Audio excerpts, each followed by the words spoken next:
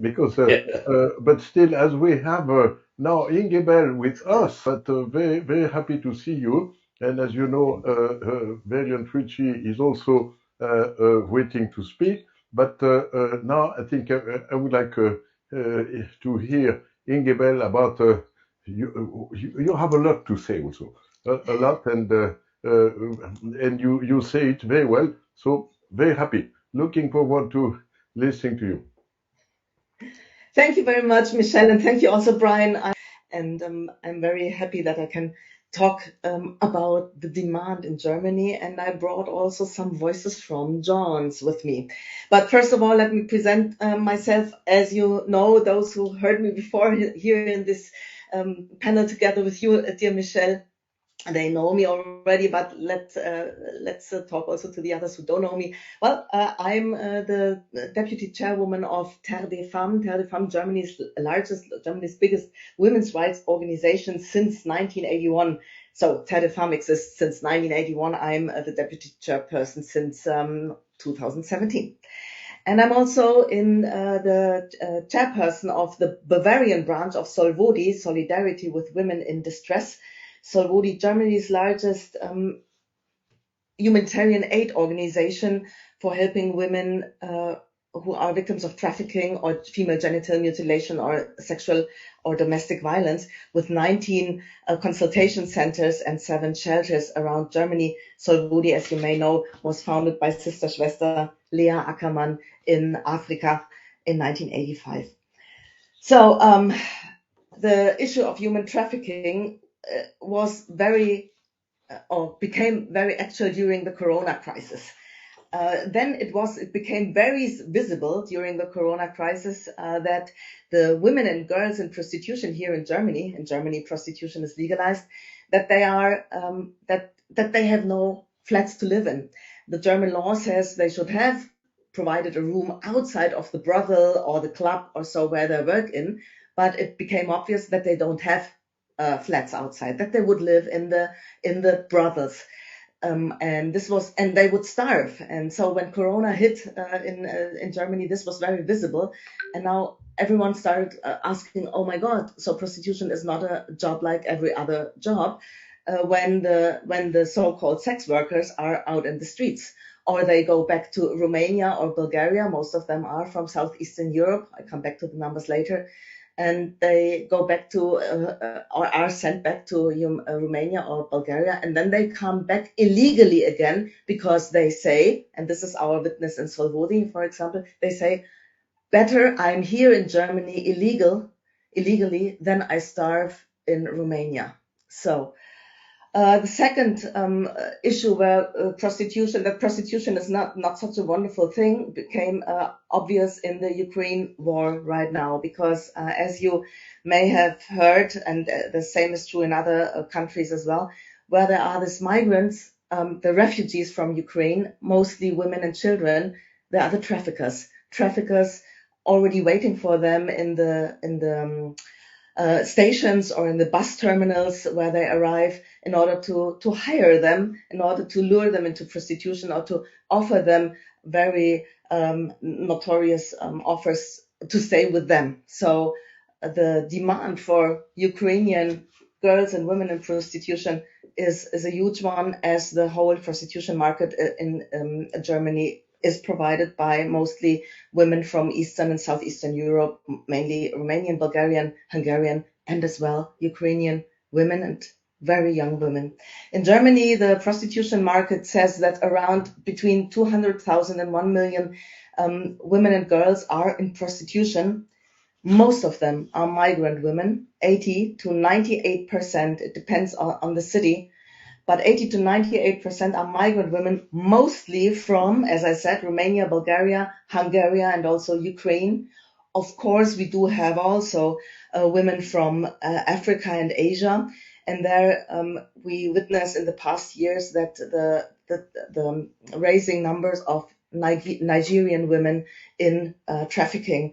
So Nigerian women, and you know this is very special because African women or Nigerian women are oftenly bound by this juju magic voodoo thing, and they would never go to police and say something because they are bound by their faith, by their voodoo faith. So where does prostitution take place in Germany? It's in legal brothels, it's in flats, and it's on the street. Prostitution is legalized since 2000, and this is very cynical, but prostitution in Germany is indeed considered as a job as every other job since 2000, since the liberation or legislation of prostitution took place.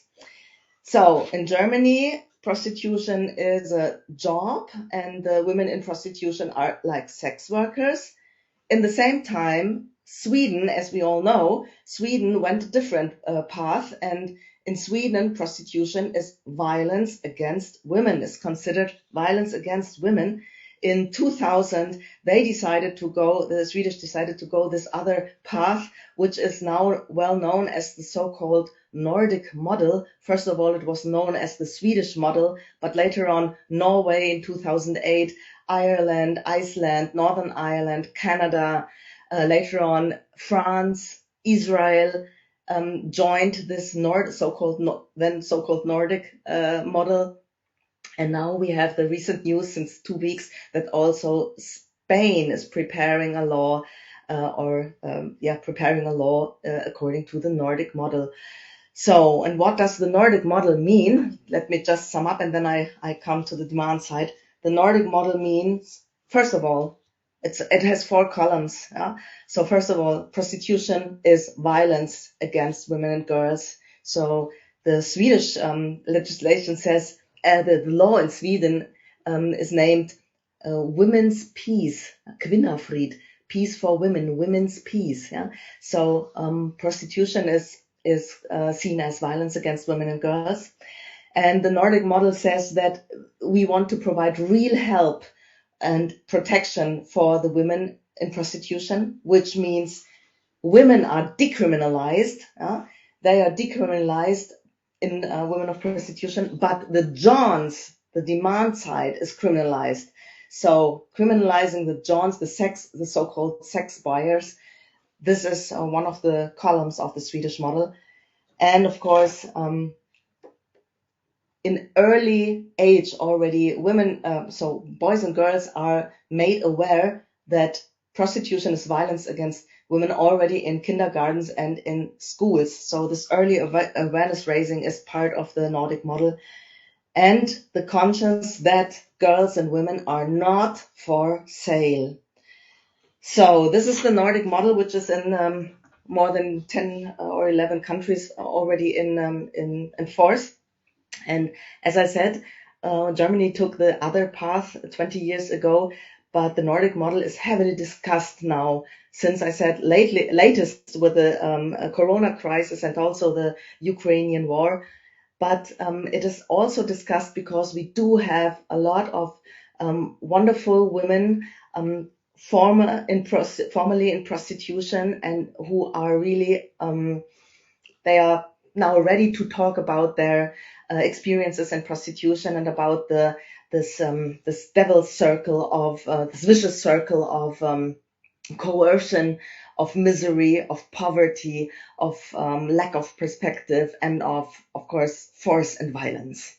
And this made the problem so visible, which now fires or fuels the discussion here in Germany to finally come to the conclusion that the approach of legalizing prostitution has failed, and that we need some other approach, which could be the Nordic model. And what I brought to you now is, this was a short wrap up about the situation in Germany. What I brought to you now is I brought some quotes. 10 quotes by Johns. Because we do have in Germany a wonderful project made by also a human rights activist, a women's rights activist here in Germany, and it is called Die unsichtbaren Männer, the invisible men, which means the Johns. And this humanitarian, the human rights activist, she's collecting quotes made by Johns in the internet forums, in the internet platforms, because as a result of legalizing prostitution prostitution as a job like every other. We do have in Germany a lot of internet forums, internet platforms, so-called Johns forums, Freier Foren, in which the Johns, the sex buyers, I do not like the term sex buyer because it's not sex. Sex is pleasure. Yeah, sex should be pleasure. It's sexual. Satisfaction maybe. Yeah, so you buy sexual satisfaction, or but it's just one side who has the sexual satisfaction. Yeah. So, but it's John's forums, and I brought 10 quotes. And of course, they don't express my point of view. And we do also have a trigger warning here. Please be prepared. The next 10 slides I will show to you contain sometimes quite heavy language, explicit language. So just 10 quotes from these invisible men who make you already clear what the situation of prostitution and human trafficking in Germany is, and that the Johns are not how can you say, they are not men who don't know about the mechanism of organized crime, of coercion, of violence and force in that business. They know very well. So now let me check whether I can share here my screen. Start sharing the screen. And now, Michel, please give me feedback if you already see this first slide, the screen slide. Do you see that? Yes. Okay. So, a trigger warning as well, because here comes some explicit language, maybe not in this first quotation. So 10 men who speak. So first of all, just wanted to point out that the Easternward EU expansion has brought many new women over to us. For us, Johns, this is a good thing. But for the affected countries, it's a tragedy. If I think about how many Romanian women are in the sex trade in Western Europe, and especially in Germany, it's got to be tens of thousands, if not the Lusthaus Forum, one of the famous German sex buyers forums in 2014. Let's have a look at another quote. 2018, the AO Forum, this means alles ohne, this means everything without, so sex without condom. Yeah. Visited this girl yesterday on the 5th floor, and she opened the door with a thick black eye. Must have accidentally run into a cabinet. Her friend worked behind the curtain in the same apartment. She was very service-oriented, but you can clearly notice that this is not a job for her in the long run. In pain, she allowed the penetration, and you could bend her legs and move them around. The expression on her face spoke volumes. She probably just didn't want to catch a second black eye. So you see the violence in this business. From last month, 2022 in May, men need sex, and we will find ways to get it. Sex work is the best compromise. For every country that adopts the Nordic model, there will be at least 2 that decriminalize sex work. Apart from that, there are many ways to circumvent the Nordic model. Like shaming men never backfires. Like literally Elliot Rodger, Alec Manessian, Jake Davison, and Anders Breivik, Stephen Paddock, debatable, for example. And these are mass murders, by the way. Access to sexuality decreases aggression, so those incidents could have been avoided. Destigmatizing the sex industry would be the first step in the right direction. Or another quote, 2016. Of course, she's a victim of trafficking. What do you mean someone should inform the relevant authorities? Fucking her is pretty decent. Her figure is all right.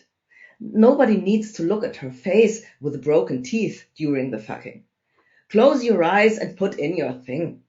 Those who don't wish to fuck but would rather wait for the relevant authorities better be making their daily trips to church to get chastised, or just go chastise yourselves. Or let's hear this very recent quote from April I would like to favor Ukrainian sex workers in Vienna at this point in time so that they can make enough money to send to support their loved ones at home or fleeing. I reckon I'm not the only one. Any suggestions?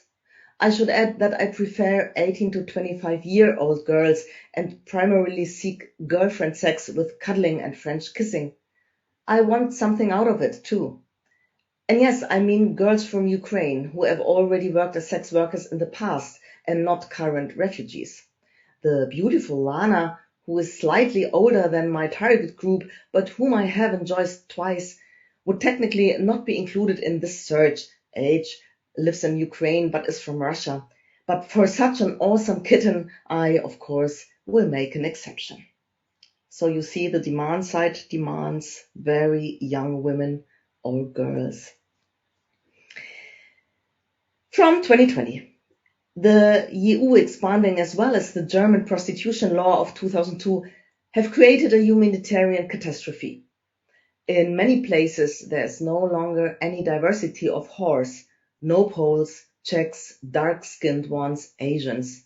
There are only Romanians and Moss and Bulgarians. In Romania, there definitely are brutal gangs of pimps. The breaking in process is not a myth.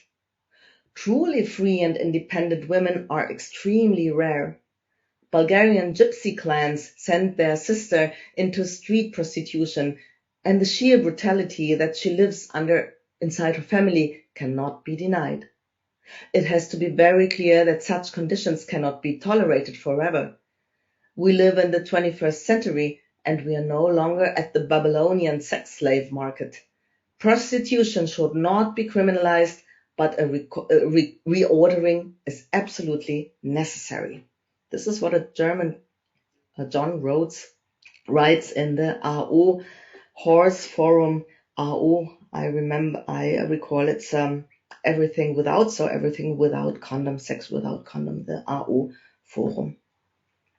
So here's a chat between two Johns. The one says, in clubs where they only let licensed whores work, you won't be meeting any Ukrainians, not even down the line. That's only possible in the legal gray zone. But for as long as refugees get money from the state, there will be few to none. You got a better chance of hitting one up privately, in which case you'll have to feign romantic interest, etc. And the other says, met one Teresa Orlovsky type while grocery shopping. She has been here for 10 days and has a small kid. Her husband was a soldier and is dead.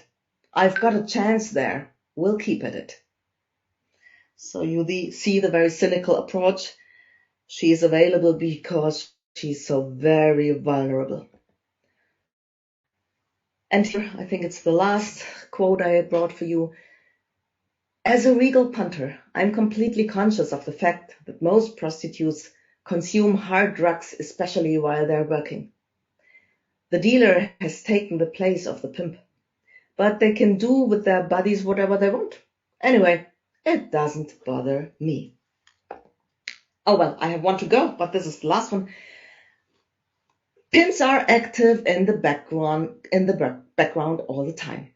The exceptions, where the women are independently working for their own profit, can be counted on one hand in every club. If you take an honest look, you'll also find that there are various forms of pimping. It can be her family back home, whose entire income is dependent on her, who is put under immense psychological pressure to ensure continued income. I am aware of all that, and it's not that I don't care, but that I expect a club owner to keep this in the background so that the customer is not confronted with this. I can't save the world or get the woman out of their predicament, but I can treat them with respect, and I do have empathy for the situation they're in. The only alternative left is a rejection of the system and to stop participating in all of it. This means instead of paying for sex, I take my friends to a thermal bath. Okay, this is the last one, but this is really the last one. Today, the situation is like this. Women from Bulgaria have to finance their living themselves. Ukrainian women get support from authorities since March 2022. So they don't have to do prostitution anymore. You can be mad at me for this, but I can't help myself. Prostitution results from double distress. The man is in need because of the absence of free sex, so he requires pay sex. The woman is in need for money. If good at business, the woman can free herself from this predicament. Not always, not necessarily. But the man will depend on pay sex for his entire life. That should show you which of the two is the weaker one. Many girls make sure to let you feel it too. They rip you off, give bad service, are arrogant. You see, this is also a very recent comment from Baden-Württemberg in March 2022. So this John sees himself as a weaker because he's so dependent for life from pay sex. I stop here. Yes, thank you very much, Inge. So, Inge, what's your response to that question about what could we do more to improve on the equalities model? Well, first of all, I like the term now, equality model. We have in Germany, we spoke a lot about the Nordic model. Yeah, now equality model, wonderful. But what we try to establish now is, in order to put some more pressure on the politicians, is that we speak about the new German way. Sometimes you have to sell terminology to people because politicians don't want to adopt such things like Nordic role models or so. Yeah, so they want to have their own way, the special German way. So now the new German way is our new terminology for the equality model, let's say. Well, actually, there's no other way than this equality model, and I want to just remember that also in 1949, the United Nations declared, well, as early as 1949, that prostitution and the evil of trafficking, which accompanies prostitution, are incompatible with the dignity and worth of the human person. And according to the UN, this also applies to so-called voluntary prostitution. Yeah. So, and then in 2013-14, we know the European Parliament declared on prostitution that with it, human dignity would be despised and that it was incompatible with gender equality. Yeah. But this has apparently left little traces in our country. So, but let me add just a little bit satirical that Germany always needs several calls to finally catch up with EU laws as soon as it comes to equal rights for women.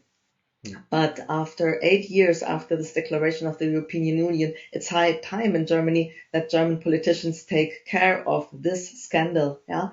So how to implement it? I mean, why don't we start with what we learned from other countries and put it into a special German way? I mean, we see now that in Germany there are so many hundreds and thousands of migrant women, and it's not the fault and the responsibility of the women to help themselves out. So the part of this Nordic model or the new German way is, of course, helping them with real helping and supporting programs and not just cosmetics. So when we see at our consultation centers or the shelter centers, the humanitarian aid organizations like Solvudi, they are bitterly underfinanced, so we don't have the money. We depend on donations, but this is a already known problem.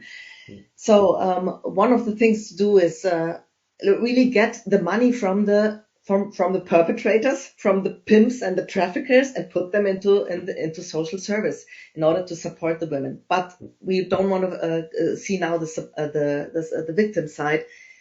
And then please do what we already have in our laws, because since a few years we have, at least in the human trafficking law, we do have already the ban of the Johns. A John or sex buyer who buys the services of a trafficked woman is punishable.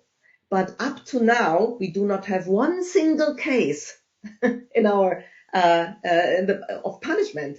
So we do have the law, but we do not have the punishment.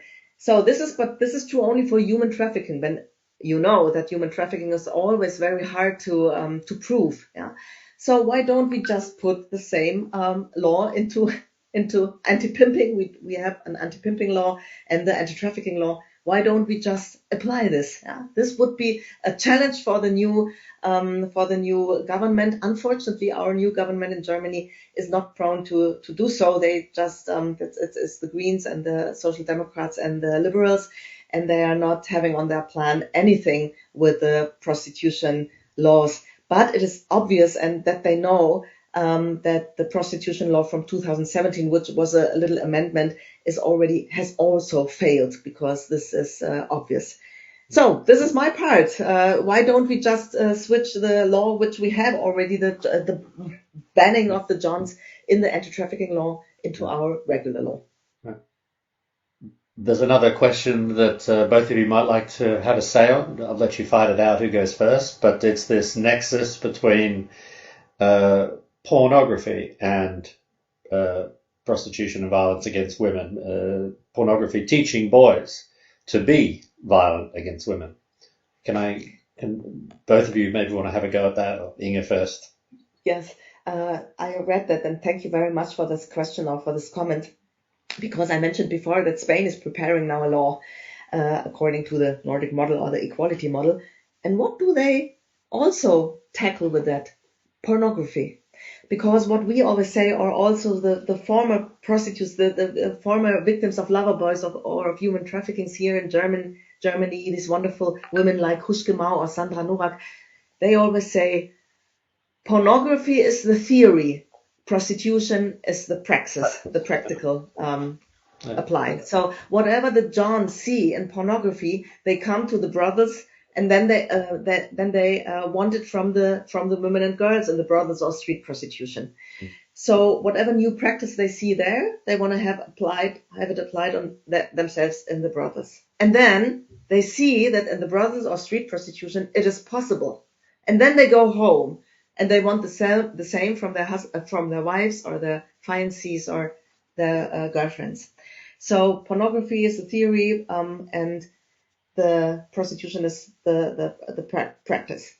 And what the Swedish also do, I remember from Per Anders Sunnesson, he told us last year or the year before that, well, the Swedish started with prostitution and now they're going to tackle pornography. Yeah. So this intersection, pornography theory and prostitution of practice, is just true. We have to tackle that as well, and to educate boys that it's not okay to use pornography, because this is just the theory.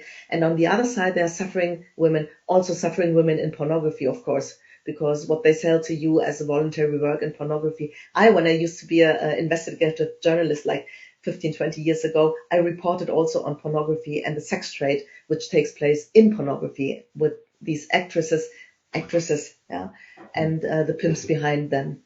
So, yes, that's from my side for the moment. Now, Inge, would you like also to have a concluding statement and possibly concrete proposal, so to say? Yes. Well, actually, as you know, I'm speaking about the sexual exploitation, trafficking for sexual exploitation. And I would really stress in my last words only those two things.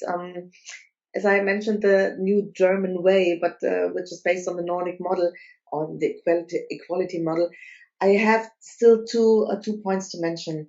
So when we really want to reduce demand, then we also have to look at preventing entry into prostitution. So, and entering prostitution also takes place, for example, in Germany by so-called entry counseling. So entering into prostitution counseling, which is also provided by NGOs. Yeah, we have a lot of NGOs here in Germany, which are not helping women coming out of prostitution, but they are counseling them in.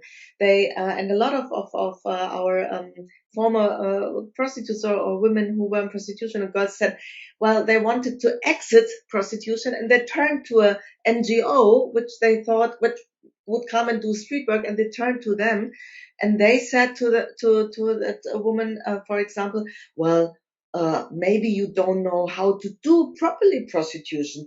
Maybe you should better know how to protect yourself, how to say no, or how to to do it professionally. I mean, that's what they were told. So they wanted to exit this horror. They were run down. They were really traumatized, and then they are being told that they are doing not properly or not professionally.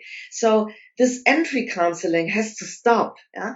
And of course, how can we reduce demand? It's by closing brothels. Yeah. So reduce the current oversupply of women and girls from migrant countries by closing brothels, and of course penalizing clients, as I said, yeah, Johns, and stop also this entry counseling.